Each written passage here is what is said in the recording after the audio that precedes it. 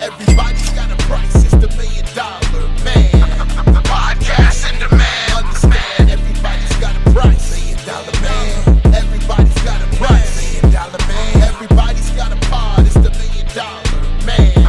Podcast in demand. Understand, everybody's got a price. $1 million man. Everybody's got a price.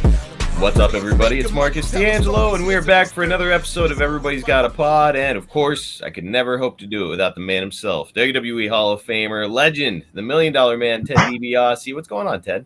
Another day, another dollar, right? Yes, sir. Or maybe I should say another day, another million. Another million. I would prefer that one for me personally. I would too. Well, I'll tell you what, man. Our show today is a $1 million show, in my opinion, because it's a period of your career that I honestly didn't know existed until I started doing the research. You and I were talking about it here before we got going, but we just spoke a few weeks ago about Black Saturday in Georgia, which was the end of Georgia Championship Wrestling. Of course, Vince McMahon bought the shares and time slot from Turner, and Georgia Championship Wrestling was no more. I assumed that when that happened, you went straight back to work for Bill Watts and you're off to the races on that whole deal. But no, that is not the case. Ted, you worked for Ole Anderson for about 3 months in the company that he created, Championship Wrestling from Georgia. So Georgia Championship Wrestling is gone. Championship Wrestling from Georgia is in, and you went to work for Ole Anderson. Man, it's going to be an interesting episode today.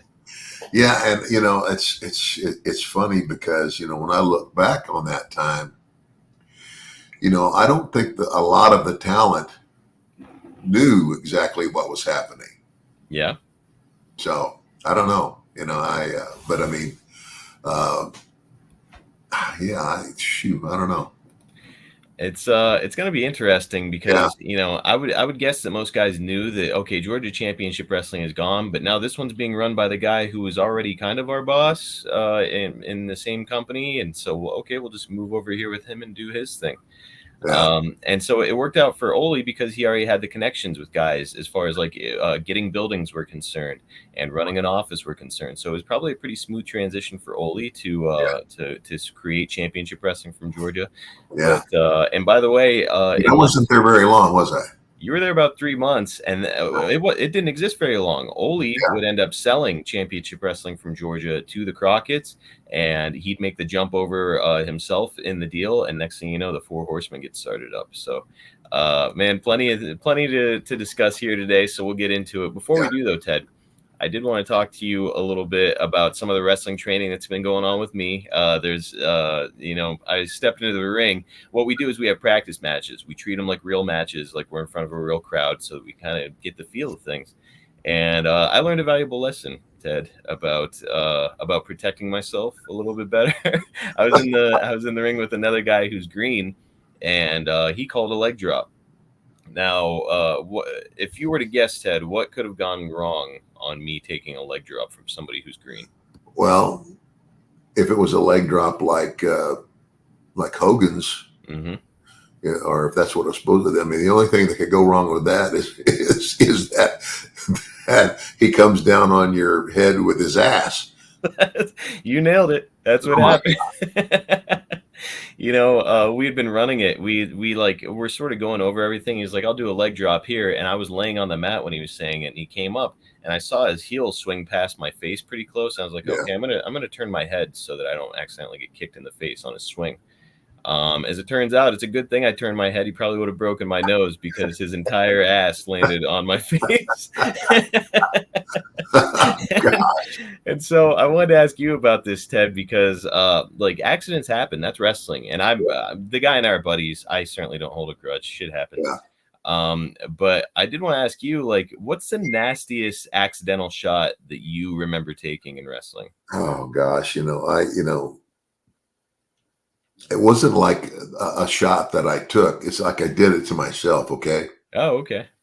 Okay. So we do a spot where I got a guy in the corner and I'm beating him up, and and I give him a turnbuckle, and then I charge in, like with the shoulder, and hit him in the gut. And I told him, I said, when I come for that, I said, you move, and I'm going to go all the way to the post on my shoulder, and then start working my arm. Well, I went all the way to the post, and ding. I said, where'd my tooth go? I knocked my own tooth out. Oh my gosh, it's crazy. So you didn't take the shoulder; you took the mouth on that Well, one. yeah, I actually, I mean, I was, and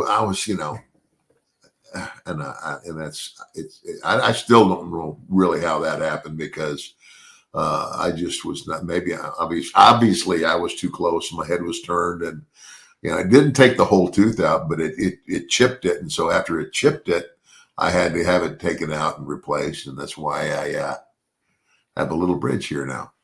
Oh, okay. So you can remove that tooth. No, this I can't move. This is permanent now. Oh, okay. I was gonna say that could have been cool. You could act like your tooth got knocked out when you were the $1 Million Man. You'd come up and missing a tooth. You'd get a gold tooth to replace it. That would be something. Oh man. Oh. Well, I just spoke to Jim Duggan yesterday for our podcast, The Axe Hour, which we share a YouTube channel with. But I was talking to Jim, and he had mentioned that one time he got a little too close on a working punch with you, and the way that he described it was he said it looked like he cut your throat because he hit you in the nose, and I guess the blood just started pouring like a faucet. Any memory of that? Yeah. Oh yeah. Oh yeah. I remember. I roll out on the floor, and I'm going, really? It's kind of like,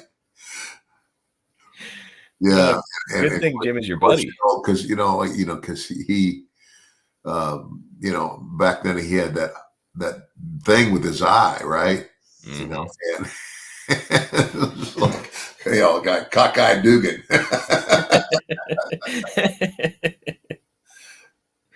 Oh man, he's coming straight out of football, and he's green, still at that time, and he's certainly not going to be like a mat technician. He was a brawler, so it's stuff like that kind of inevitable with a guy like that, right? Oh yeah. Now, when it's a friend of yours that gives you a shot by accident, of course, I know that Jim would never intentionally hurt you, but when it's your friend and he gives you a shot, I know that a big thing in wrestling is like, hey, you take one, you give one. Do you go for a receipt, or are you just like, it's Jim? It's kind of like, you call it the receipt. Okay, here's the receipt. Oh, bang, what? But I never. I never got enough to where I felt it was necessary that I actually, kill somebody with a shot. So, and that's never happened where you felt like, okay, this guy needs a receipt now. Okay, if I did, and probably a few times, it would be with somebody who was in that match to put me over, young and unexperienced, and I take a shot that I shouldn't have taken. Those guys, they all got a receipt. Because they're putting you over, and they want to get themselves over at the same time, so maybe they're coming a little bit too rough. Well, it's not that I would say they're not trying to get themselves over too. It's just, to me, it's just inexperience. Okay. So, but the way you learn when you're inexperienced and you do that is get the receipt. Yep. Take the receipt. You take enough receipts, you're going to learn how to throw the punch right. That's exactly it. It's interesting way to make a living, isn't it?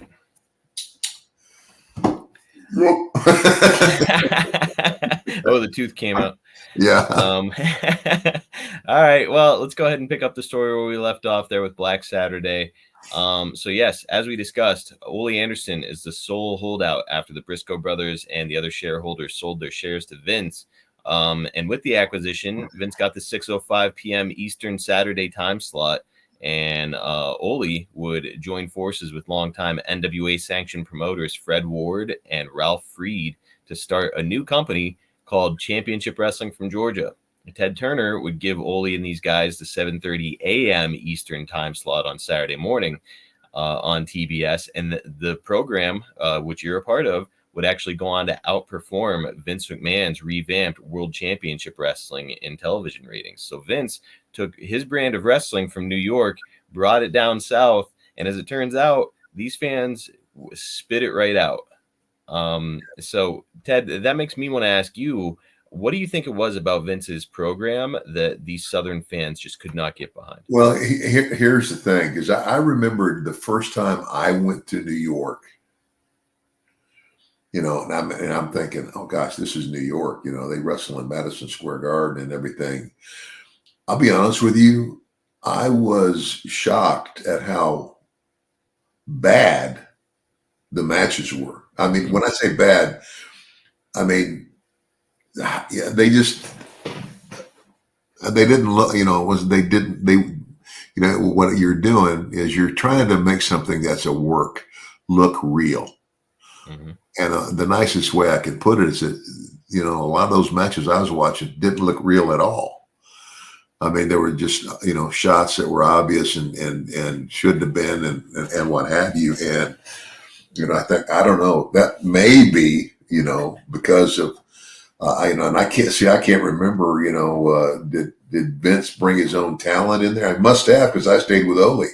He did. He was taking I know that when he first showed up on WTBS, he took actual pre-tape stuff that was filmed in New York or from his territory, some pre-tape stuff. And he was like, here's a match with, Superstar Billy Graham versus this guy. And right. I guess the fans just could not get with it. Well, yeah, exactly. Because and I'm just telling you, Georgia Championship Wrestling, it was the quality of the matches was much better. And again, I can't blame Vince. I mean, Vince was never a wrestler. Vince's gift was marketing. His ability to market his product. I think that's one of the reasons that he hired Pat Patterson. Mm-hmm. Pat Patterson was a great worker. I had a lot of matches with Pat and loved working with him.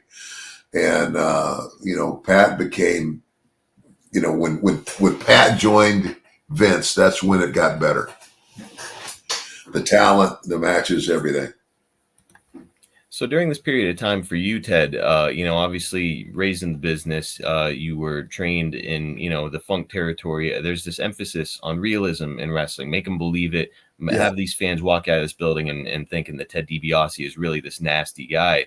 In the meantime, up in New York, it's really, to your point, the quality is different as far as match quality, probably because Vince was more interested in getting big, impressive-looking guys than guys who had an emphasis on ring work. Yeah. But also, it's a lot more cartoonish as far as like these big, over-the-top characters and caricatures of human beings.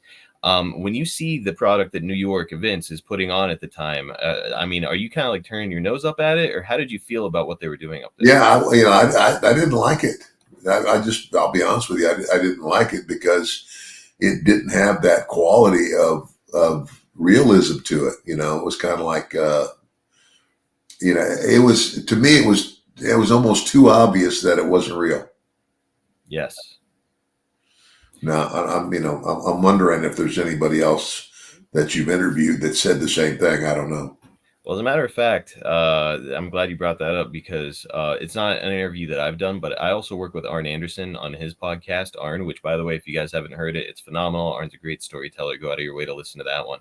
I work with Arn on that show, and Arn has told the story about how when he and Tully made the jump to New York, one of the things that they were most concerned about was that they were going to be transformed from Arn Anderson and Tully Blanchard into caricatures. And he made it clear, I guess, during his first meeting with Vince McMahon, I do not want to be a character. I want to come in here and be Arn Anderson and work the way that I've always worked. And Vince assured him, yes, that's going to be the case, which is why, they got the name the Brain Busters when they were up in New York, but they didn't change anything about who they were as characters.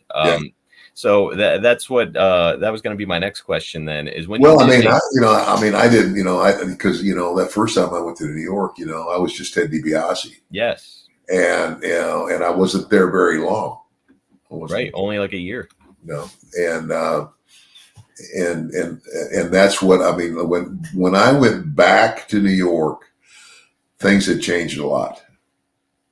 The business had changed a lot by then. Yeah. Yeah, you all of a sudden it's this, because for further context, here in 1984, Hulkamania, that whole run just started in January of 1984. Yeah. So this thing is just starting to build momentum. By 1987, when you make the jump, it's red hot. And if you want to stay, as you've said, if you want to stay relevant in professional wrestling, you need to be in New York and you need to be this big over the top. Yeah, because basically Vince was taking over the country. Yep. When I had the opportunity to go back to New York in '87, and become this character, obviously the $1 Million Man character was the guy that I all the interviews. But when I got in the ring, nothing changed about my work. Mm-hmm. I mean, I was always going to work the way I should work. And I did. So. And you've just got a more cartoonish presentation. And if you're going to have one, boy, the $1 Million Man's a great one to have. So worked out pretty well. So I had mentioned, I was always under the impression that after Black Saturday, you just made your return to Watts and you're off to the races over there. But instead, you're going to join up here with Ole, and you're going to be a big part of what he's trying to accomplish with Championship Wrestling from Georgia. Ted, is it safe to assume that the convenience, the fact that you were living with Melanie in Atlanta, is really kind of what kept you in Georgia instead of trying to make the move to another territory? It may have been, because that's the other thing is I had this really good deal in Japan. And so it didn't hurt me to stay in Georgia in terms of, you know what I'm saying? And and part of it was family. And, like we had moved, and, we were living in the neighborhood she grew up in and everything. And I didn't want to rock that boat, but you got to do what you got to do. And so, I stayed with Ole for that while. And I already had Japan. So you've got an opportunity to go back to Japan essentially anytime you want to, on top of, okay, you can stick with Ole and there's the convenience of remaining in Georgia. But also like, hey, look, I could do a tour of Japan and make a quick handful of money over there anytime I want to as well. So you were pretty well positioned remaining in Georgia and, getting to remain with Melanie on a more convenient travel schedule, right? Yeah. So Ole is the man running the show in this spin-off territory. Is there any hesitance to work for a guy with a reputation like Ole has got in wrestling? We all know what his reputation is at this point. Is it now he's like, the big man in charge? Would you say that there's any hesitation to work for a guy like him? Well, there wasn't any hesitation. And the other thing that you need to understand is because of what had happened, Ole is now looking for allies. Mm-hmm. For people who would stick with him. And I mean, I couldn't lose. Yeah, because if something goes bad and he does something I don't want to do or whatever, I've got Japan. Yep. And Bill Watts, for that matter, which is what and Ole knew that. Well, Ole and his guys don't waste any time getting up and running, and the first show the promotion puts on is August 1st. And as a reminder, Black Saturday just happened on July 14th, so this is literally 2 weeks later, and they're running a show. So the whole thing came together really quickly. And you're going to start out working with Brad Armstrong in a continuation of your rivalry with the entire Armstrong family after rearranging Bullet Bob's face with your famous first wrestling shirt that we've got available right now at 1tsport.com. We've talked about Brad before, and he's viewed by a lot of the guys as one of the best all-around workers of the era. How would you describe working with Brad Armstrong? Absolutely. I mean, like me, he's a kid who grew up in the wrestling business and loved it his whole life. Not to mention the fact that his father, Bullet Bob, was a great worker. And so it was almost, how could he not be? And and I loved it. I mean, I really had a good time working with Brad because he was that good. I've heard a lot of guys say that he has the best drop kick of all time. Ted, did anybody stand out to you as having a better drop kick than Brad? Nope. He's incredible. I mean, because he could really, like a lot of guys throw a drop kick, their feet might be hitting you in the chest, put their heads down here near the mat. Yeah. When Brad gave you a drop kick, he jumped up, and I mean his head was even with his feet. Just such a great athlete, and Yeah, it's very, very good.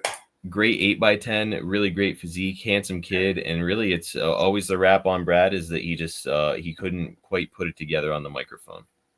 Yeah, he needed some help there. He did. You know, nowadays you take a guy like that, you put him with a strong talking manager, and you got a superstar in your hands. Well, that's it. And that that's something they but I mean, back then managers pretty much were, if you were a manager, you were with a heel. Yes. And so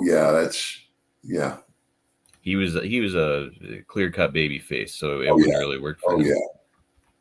Okay, guys, let's hit the pause button on the show real quick to talk about our fantastic sponsor. Of course, I'm talking about the guys that we all know and love. We're talking about Blue Chew. Ever since we started talking about Blue Chew here on Everybody's Got a Pod, the question keeps coming up from people, does Blue Chew work?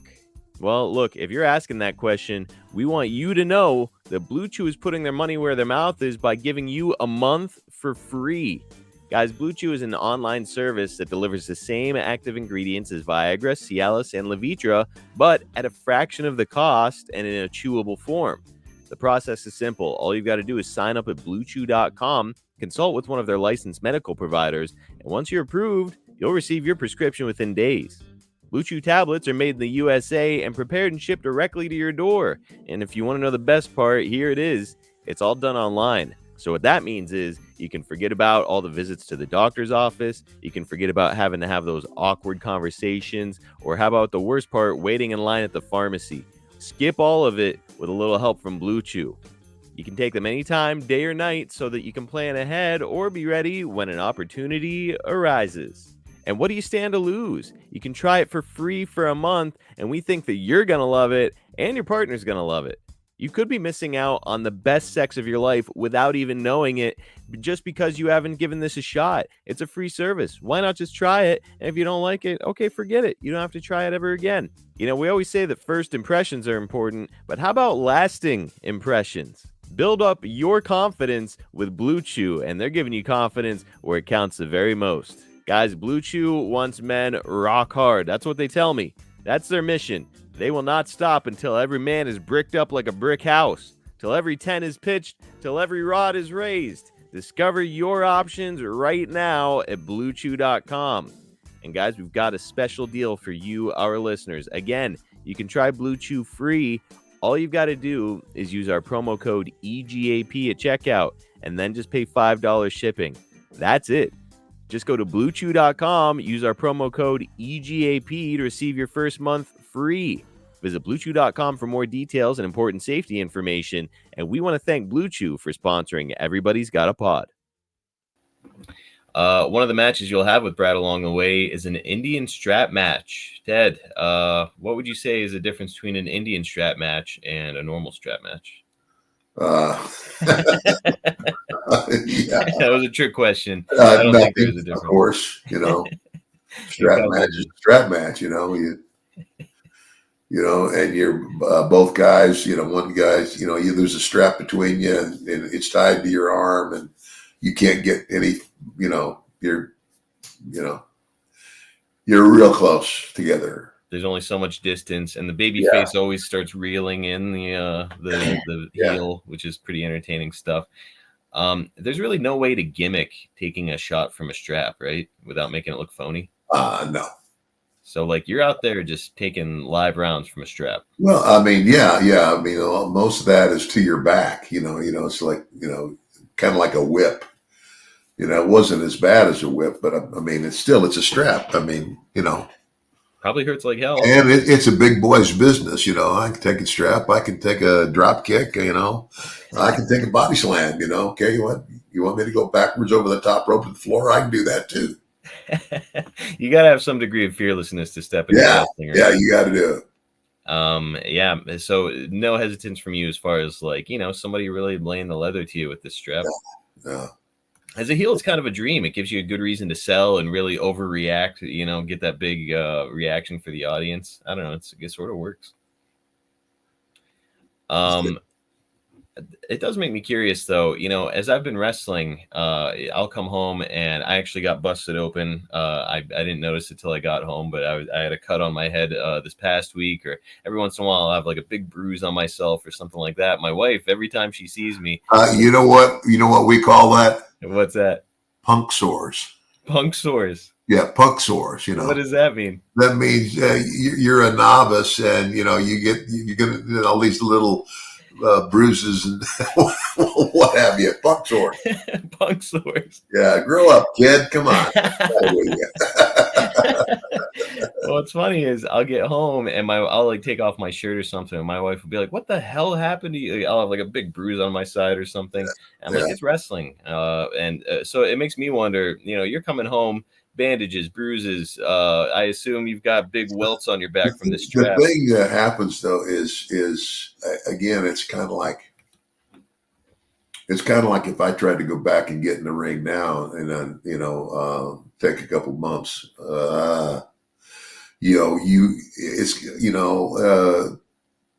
Anybody that's ever played in any kind of sport, whether it's baseball, football, basketball, there's amount of training that happens. And the first couple of days you're doing that, you think like you're going through hell, and you really kind of are. But as your body adapts to what you're doing to it, it gets better. And I think that a lot of the time was the deal, like young guys, back, when we were, I'd been to a couple of, I never went to a school anyway, but I had been to a couple of schools and talked to guys, and I would see them, they teach them how to hit the ropes, and you plant your feet, 3 feet out, and you lean into the rope and back. But, there was a lot of guys that actually got bruises on their side from just hitting the ropes. Mm-hmm. And that was, again, punk sores. Eventually it goes away, doesn't it? After a while, yeah. It's my first time hitting the ropes. I had big bruises on my lats. There you go. But now I hit the ropes all the time, and your body becomes callous to it, right? Exactly. So who knows? Maybe my punk sores will go away. Somebody will blast me in the face by accident, and I won't get a bruise.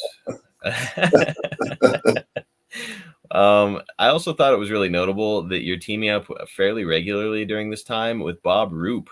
And Bob is a former Greco-Roman wrestler who competed in the 1968 Summer Olympics, and he started his in-ring career in 1969. So much like yourself, he also had a small role in Sylvester Stallone's film Paradise Alley. So this guy's been around. Any memories of Bob Roop? Yeah, and Bob was a nice guy and a good worker. And he had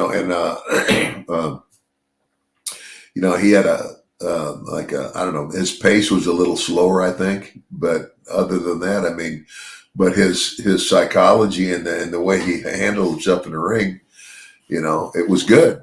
And again, you're talking about a guy who had also been a national amateur champion. Yeah. And that, I had a lot of respect for that because my dad had been a national amateur champion. This guy would not be a man to piss with. I mean, he was an Olympian, much like your father, like a quote unquote legit wrestler, a shooter, as they call him in the business. Yeah.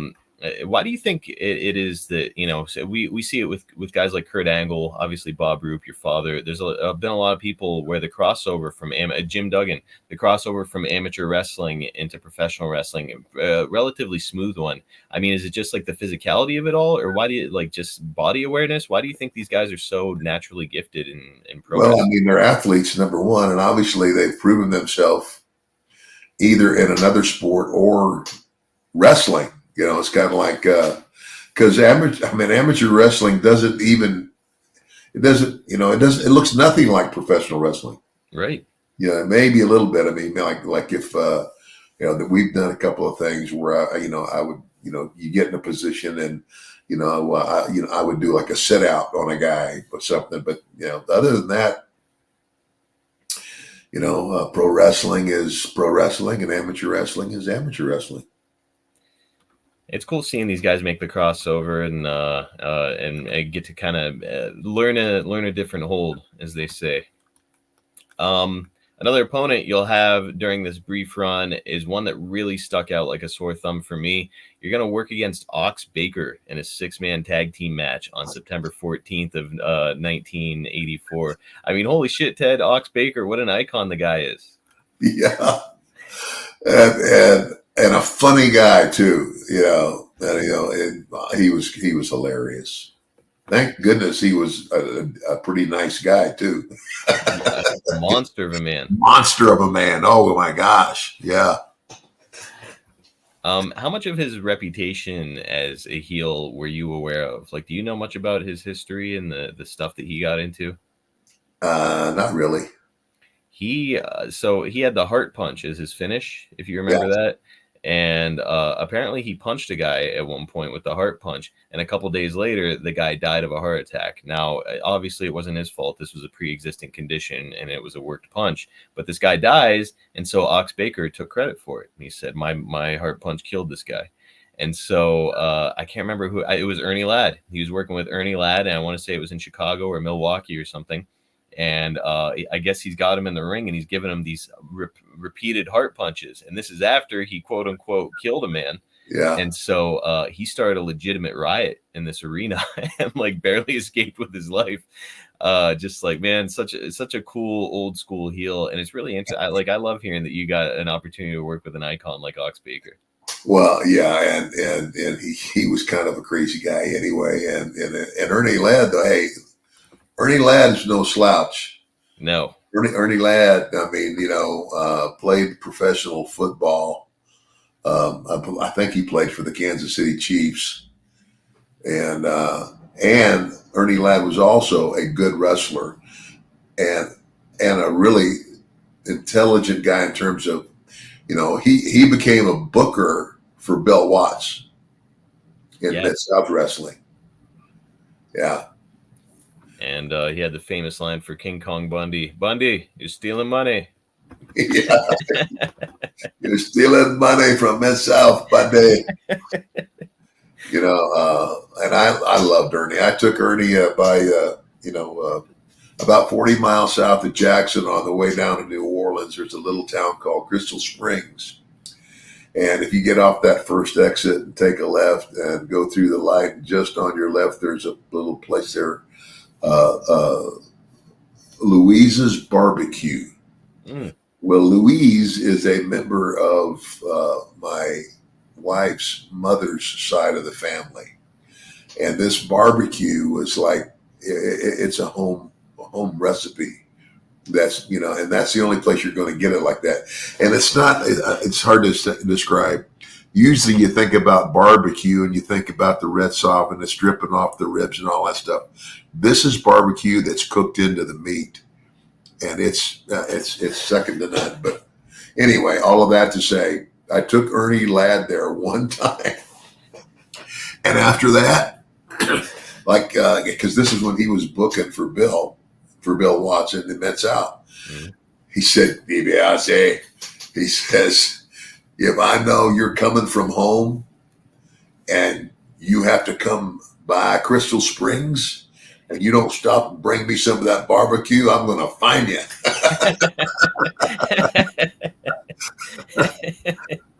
He was a great guy. And he was a good worker too.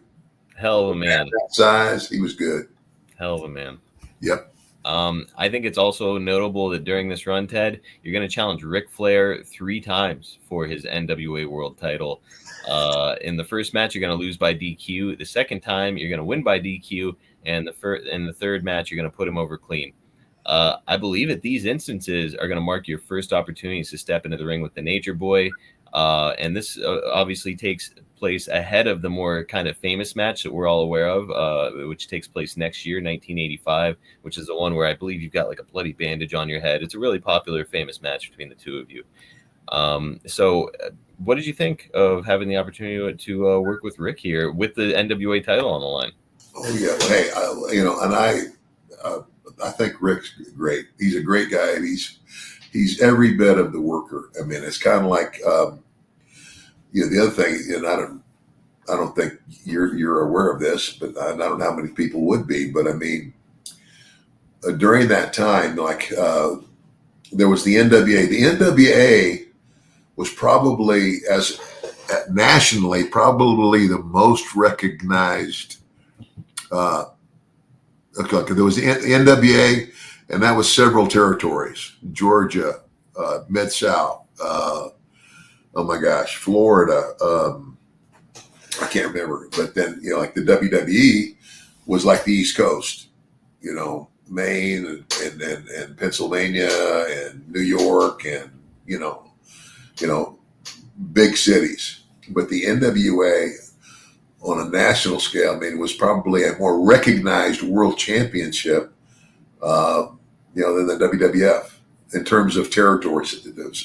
Where the NWA, if you were the NWA world champion, you were going to a different territory weekly. And you once you made the rounds, you probably then you start back at the one where you started anyway.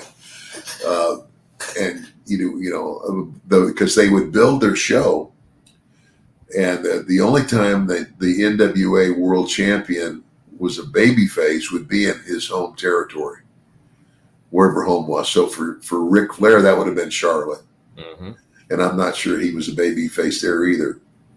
But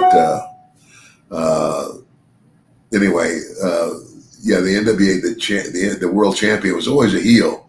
Why? Because as a territory, you're going to build somebody up. You're going to build up your big baby face to have an opportunity to wrestle the world champion and possibly beat him. You know what I'm saying? Yeah. So that's why the NWA world champion was generally always a heel. It's interesting too, because you're a heel in this territory and Ric Flair is coming in as the NWA champion. So it's like, it almost would make more sense for him to get with a guy like Ronnie Garvin, who's working in the territory as a babyface during this time. And he's one of the top babyfaces. Why do you think they decided to put you with the Nature Boy instead? Well, the other thing that had been kicked around is, at the time, and I remember, before I went, here's why I went to Georgia the first time. I got a call from Terry Funk, and he said, Teddy, your name is one of the names in the hat for possibly being the next NWA world champion. And he said, it's you and Flair, and I can't remember who else, and so whatever, and I think Flair got it probably, because he'd been around a little bit longer than I had, and I don't know, boats are boats, but I mean it was close. I mean, and the Briscoes, again, Jack Briscoe had been an NWA world champion. And he's another guy who told me, he said, don't worry. Eventually it's going to come to you.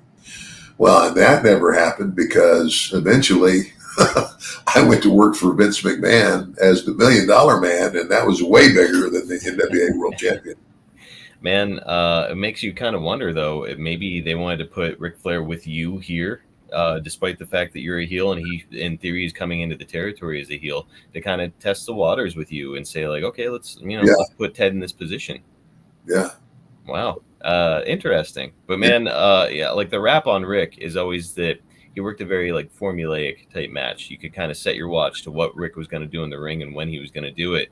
Was that something, would you say that kind of makes your night easier as Rick's opponent, or is your preference more to kind of call it in the ring and be a little more fun? Basically what you're saying is Ric Flair goes out there and if you've seen him have a match, you're going to see all the same stuff. Something to that effect. Yes. Yeah, almost at the same time. Yes. Yeah. You could seriously kind of set your watch to now he's going to take the turnbuckle spot. Yeah. So, and that's true. That's the one criticism I would have of Rick is, mix it up. Yes. But the thing here's the thing that I guess it made it easy for Rick to do that is that, he's going to go to all these territories So, like, say he comes to like with the Georgia Championship Wrestling was just Georgia. So you're going to wrestle in Atlanta, you're going to wrestle in Augusta, you're going to wrestle in Columbus. You're going to, all of these towns that are weekly, but you're only going to wrestle there one time, and these people aren't going to see you again.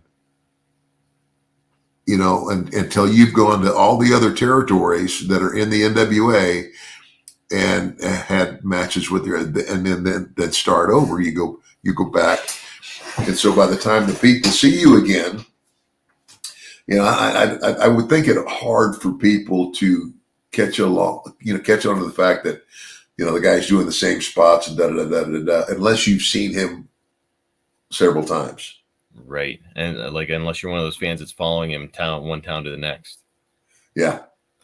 The other thing that I've always heard Rick say, whenever, because people have asked him about it before, and he'll admit himself that he does the same stuff match after match, but the way that he justified it was he talks about who was it? It was Pat Patterson's tag team partner.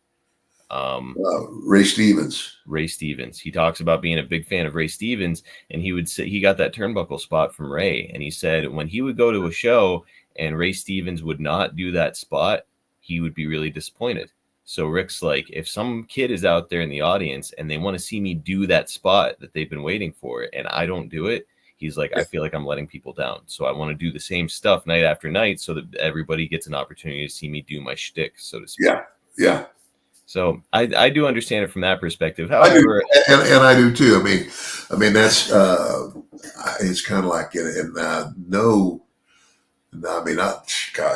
Brooke and I have been friends for a long time, and greatest respect for him, and that like I just said, it makes sense when you realize, the only people that are really going to catch that would be people that are seeing him. It's not if the world champion comes to your town once every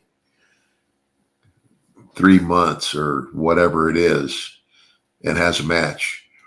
Do you think you're going to remember every spot he did? And now there might be a couple of things that, like Rick said, to his credit, things that he does that, nobody else, you didn't see anybody else. That spot he did, where he would go, they would throw him the turnbuckle. He would go, it looked like almost like, I think he put his hands on the ropes on each side and threw himself up and ended up, he's sitting on the top turnbuckle facing out. Yep. Or standing on the apron sometimes. Yeah. And I mean, that was incredible. And a lot of times I've also seen him do that spot and not only just sit on the top turnbuckle, but then go over to the floor.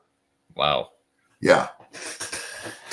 I mean, there's no denying his athleticism and stuff. So I see both ends of it where, like, hey, Rick wants to get his stuff in and make sure that the fans get their money's worth when they see Ric Flair. Yeah. They want to see him do the face flop and all of his usual stuff. Sure. But I also understand the perspective of, like, hey, man, change it up. Maybe do that stuff different times during the match. That sort of thing. Well, Ted, about midway through October of '84, you'll be doing some work for Mid-South while still maintaining your duties in Georgia. In Mid-South, you are going to participate in and win a blindfold battle royal. Ted, that has got to be an absolute shit show to be in a blindfold battle royal. A blindfold battle royal. Yeah, so everybody blindfolded. Everybody in the ring is wearing a blindfold, yourself included. Boy, that seems dangerous. How do I win that? It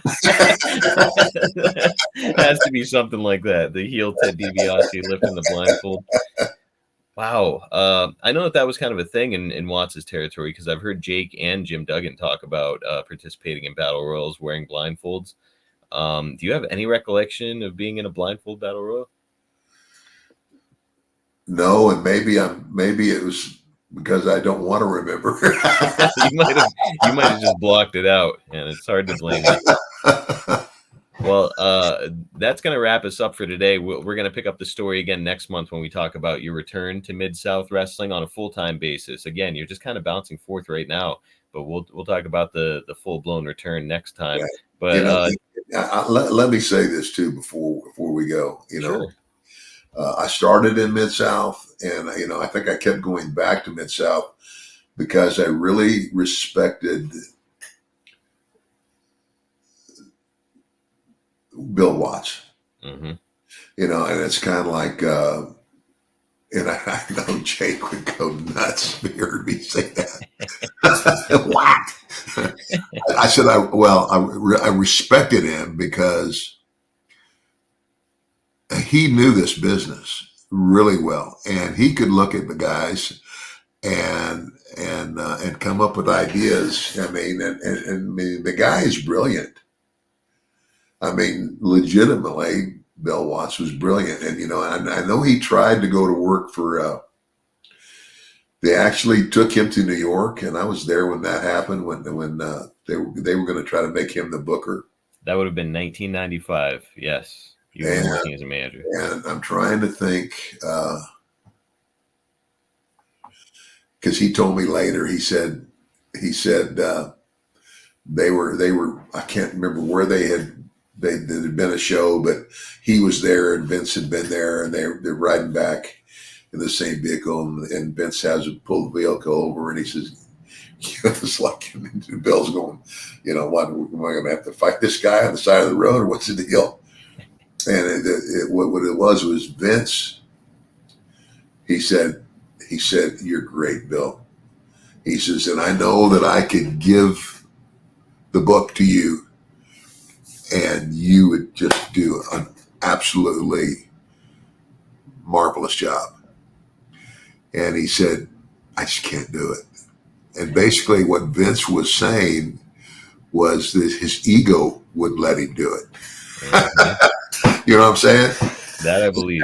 That's hard to do, man. I would say, that Vince was that honest with Bill. It was great. So I think they had a mutual friendship, but he said he just couldn't give it to somebody who was maybe going to outdo him. We all know, I mean, Vince's reputation precedes him. He wants full control of everything that he does, which is why, even during the time when you were there helping out with as a producer and helping a little bit with creative, I know I've heard you say it. I've heard a lot of other people who worked under Vince say you'd get there on TV and, the night before Vince was like, yep, this is the plan. We're going with this. This is exactly what we're doing. The next day, if he's hungry or if he's in a bad mood or whatever's going on, he'll come in and say, hey, all that stuff that we agreed on last night, it's out the window. Let's rewrite it right now, an hour and a half before the show. Yeah. So, man, just it's Vince, an interesting character. And Ted, that reminds me, you and I talked about it last time. You and I will be watching the Vince McMahon Netflix documentary and commenting on it here on the show. We might even do a full-blown Vince McMahon documentary episode here on the show, depending on what kind of material they cover and what you and I can kind of discuss off air. So, and when is that on? That's coming up here right now as we're recording this. It is the September 18th. It debuts on September 25th. So we're just days away as of right now. Wow. Yeah. But based on the things that I've heard about this Vince McMahon documentary, we're going to get to hear more mistakes that he made along the way and some really kind of sordid details about his personal life. So it's going to be a wild ride based on the things that I've been hearing about it. And it should be something interesting for you and I to kind of go over here on the show. Yeah. Well, that is going to wrap us up for this week. Always a pleasure to get to pick your brain, especially Ted. These are periods of time in your wrestling career. Everybody talks about your $1 Million Man vignettes. A lot of people talk about your run in Japan. Even Mid-South gets covered here and there. Nobody ever really talks about this period of time in your career, and I think it's really awesome to get to explore these periods of time where, these are stories that we would never otherwise hear. Yeah, it's good, and thank you, Marcus, because you do a good job of digging up this stuff. I tell Melanie that all the time. She goes, "How's it going?" I said, "They're going great." I said, Marcus is doing all of this investigating, and he's bringing up things that I had totally forgotten. Go, wow, now I remember it. Man, it is always my pleasure to get to cover your history, and I'm looking forward to doing more of it here next week, my friend. Absolutely. And again, I can't let everybody go unless I give it to you. So here it is one more time. Everybody's got a price for the $1 Million Man. We'll see you guys next time right here on Everybody's Got a Pod. $1 million dream, tell them all good night. Everybody's got a pod, everybody.